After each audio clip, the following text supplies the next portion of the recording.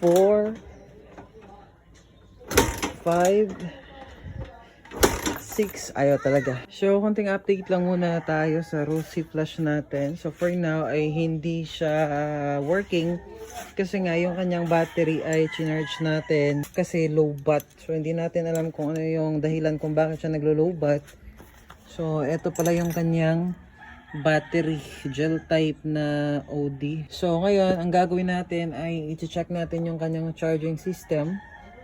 Pero bago natin yun gawin ay pa-try muna natin tong paandarin ng walang baterya kung aanda ba yung ating motor. So wala itong battery as you can see, and yung kanyang nature naman talaga sa fuel injected is hindi talaga siya aanda kapag walang battery.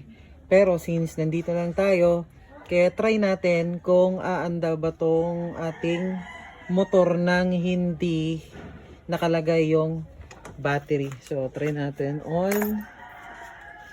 But I'm pretty sure na hindi talaga siya aandar kasi nga walang battery.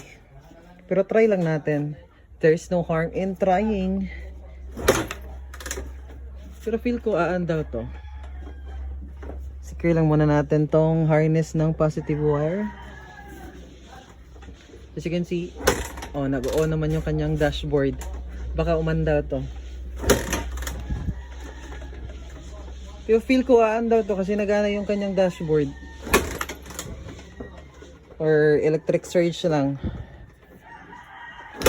1, 2, 3, 4, 5, 6. Ayaw talaga. So may sakit yung paa natin. Kaya I conclude na hindi talaga siya anda kapag walang battery. So kabit muna natin tong battery ngayon. And after natin makabit yung battery ay idadiagnose natin kung okay ba yung kanyang charging. So if you're curious kung paano yun gawin, then watch the entire video so that you will be guided if you do something like this. Okay?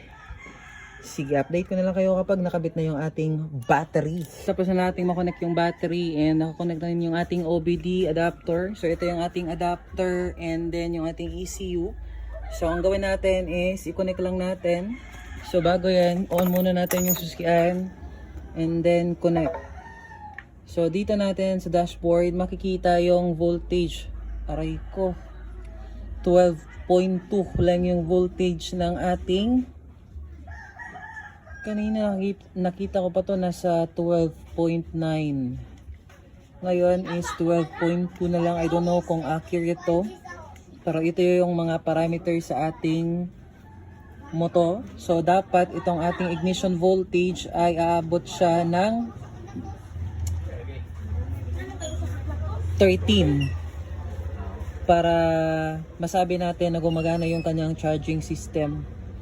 So, as you can see, 12.2. Start natin kung aabot ba siya ng 13 or tataas ba yung kanyang ignition voltage. So, try natin.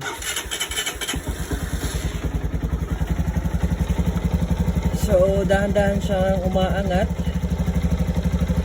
12.5. So, medyo mahina talaga yung kanyang charging. Dapat umaabot to ng 13 or baka yung ating battery, yung merong sira. I don't know. So, try natin i-rev.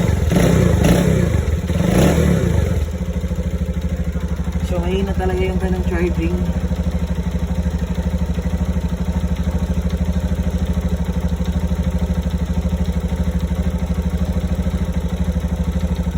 Yung engine temperature natin, yung ating auto sensor ay hindi na siya gumagalaw.